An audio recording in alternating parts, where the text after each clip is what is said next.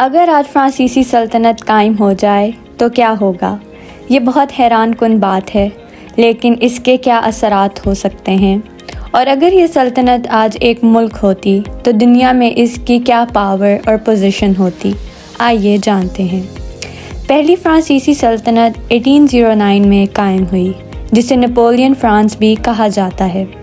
وہ سلطنت تھی جس پر نپولین کی حکومت تھی، جس نے فرانسیسی تسلط قائم کیا۔ 19ویں صدی کے آغاز میں بر اعظم یورپ کا زیادہ تر حصہ فرانسیسی سلطنت کا حصہ تھا، اگرچہ فرانس نے پہلے 17ویں صدی کے اوائل میں بیرون ملک ایک نوآبادیاتی سلطنت قائم کر لی تھی۔ مورخین نپولین کی حکومت کو پہلی سلطنت کے طور پر دیکھتے ہیں، تاکہ اسے بحالی پسند دوسری سلطنت جو 1870 میں قائم کی تھی اس سے ممتاز کیا جا سکے، جس پر اس کے بھتیجے نپولین III کی حکومت تھی۔ 18 مئی 1804 کو نپولین کو فرانسیسی کا شہنشاہ کا خطاب دیا گیا۔ فرانسیسیوں کے شہنشاہ کا خطاب اس وقت قائم ہوا جب نپولین نے 1804 میں فرانسیسی سینٹ میں شہنشاہ کا خطاب حاصل کیا اور نوٹری ڈیم کے کیتھیڈرل میں فرانس کے شہنشاہ کا تاج پہنا۔ عنوان پر زور دیا گیا ہے کہ شہنشاہ فرانسیسی عوام قوم پر حکومت کرتی ہے، نہ کہ فرانس جمہوریہ پر۔ فرانس کے بادشاہ کا پرانا لقب اس بات کی نشاندہی کرتا ہے کہ بادشاہ فرانس کی ذاتی ملکیت ہے۔ ایک ایسی قومی ریاست تشکیل دی گئی تھی جس میں مساوی شہری اور اپنے شہنشاہ کی رعایا کے طور پر تھے۔ اس کا مقصد یہ بھی ظاہر کرنا تھا کہ نپولین کو تاج پوشی بادشاہت کی بحالی نہیں، بلکہ ایک نئی سیاسی نظام کو تعارف کروانا تھا جو کہ فرانسیسی سلطنت تھی۔ فرانس کی تاریخ بہت پیچیدہ ہے۔ اس کی زیادہ تر تاریخ اس کی بہت سی سلطنتوں پر غلبہ رہا ہے۔ فرانکش امپائر، جسے پہلی فرانسیسی سلطنت بھی کہا جاتا ہے، 1921 میں اپنی علاقائی عروج پر پہلی جنگ عظیم میں فتح کے فوراً بعد اس کا کنٹرول یورپ کے طاقتور ترین ممالک پر ہو گیا۔ یہی وجہ ہے کہ یہ سوچنا دلچسپ ہوگا کہ اگر آج پوری سلطنت 1921 میں اپنے بالکل اسی سرحدی علاقوں پر دوبارہ متحد ہو جائے تو کیا ہوگا۔ جب آپ آج فرانس کے بارے میں سوچتے ہیں، آپ عام طور پر یورپ میں اس فرانس کے بارے میں سوچتے ہیں، لیکن فرانس اصل میں پوری جگہ پر ہے، جس میں شمالی امریکہ، کیریبین، جنوبی امریکہ، بحر ہند اور بحر الکاہل شامل ہیں۔ فرانس کے پورے علاقے کا 18% حصہ یورپ سے باہر واقع ہے، لہٰذا انہوں نے ایسی جگہوں کا ایک گروپ سنبھال لیا جو فرانس نہیں تھا۔ بالآخر ان غیر فرانسیسی مقامات نے فیصلہ کیا کہ وہ در حقیقت میں فرانس کا حصہ بنے، اور فرانس نے ان سب کو جانے دیا، سوائے ان بکھری ہوئی جگہوں کے جو آج بھی باقی ہیں۔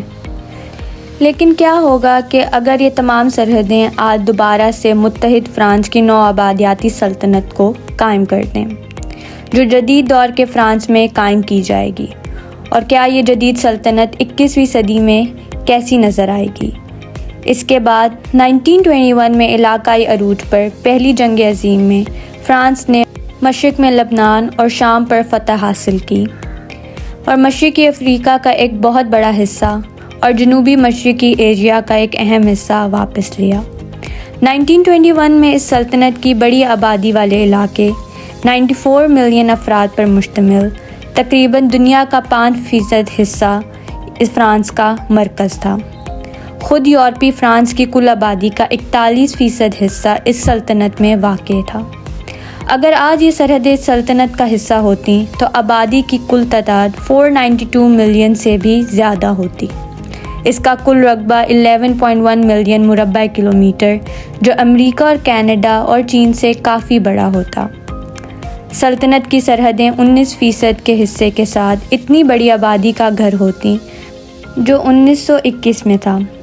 پوری سلطنت کی آبادی کا پھیلاؤ آج 5% مشرق وسطیٰ میں ہوتا اور 13% یورپ، جبکہ 23% جنوب مشرقی ایشیا میں اور 59% حصہ افریقہ میں واقع ہوتا۔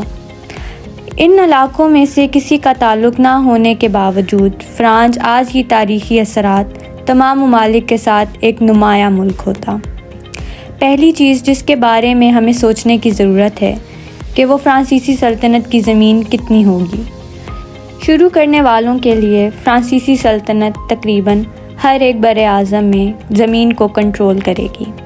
فرانس کا دارالحکومت شاید پیرس ہوگا، کیونکہ یہ پہلے سے ہی جدید دور کے فرانس کا دارالحکومت ہے اور 1921 میں سلطنت کا تاریخی دارالحکومت بھی رہ چکا ہے، لیکن یہ سلطنت کے اندر سب سے بڑا شہر نہیں ہوگا۔ ہو چی مین شہر اور ویتنام آبادی کے ساتھ سب سے بڑے شہر ہوں گے۔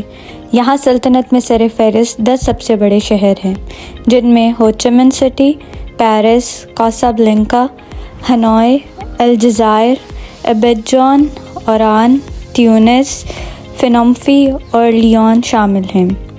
اب ہم ہر سلطنت کے پسندیدہ موضوع جی ڈی پی کی طرف بڑھتے ہیں۔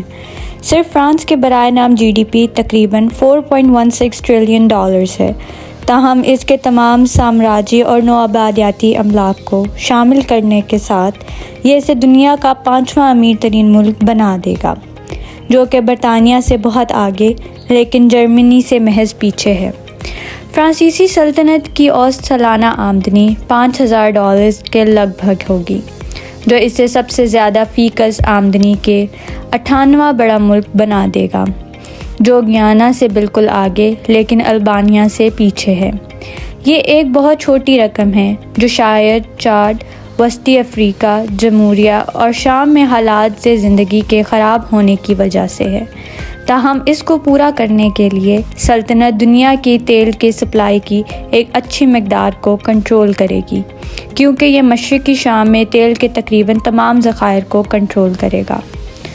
فرانسیسی کی مسلسل اہمیت دنیا کا 29 ممالک کی زبان فرانسیسی کو بطور سرکاری زبان برقرار رکھا جائے گا، جو کہ 13 ممالک میں بولی جائے گی۔ آبادی کا 31% حصہ عربی بولے گا اور 24% کے ساتھ دوسری سب سے زیادہ عام زبان ویتنامی ہوگی۔ فرانسیسی سلطنت کی فوج دنیا کی سب سے زیادہ متاثر کن فوج ہے، کیونکہ فرانس کے پاس پہلے ہی بہت بڑا دفاعی بجٹ ہے اور تیسرا سب سے بڑا جمہوری ہتھیاروں کا ذخیرہ، جس کے پاس اندازاً 300 جوہری ہتھیار ہیں۔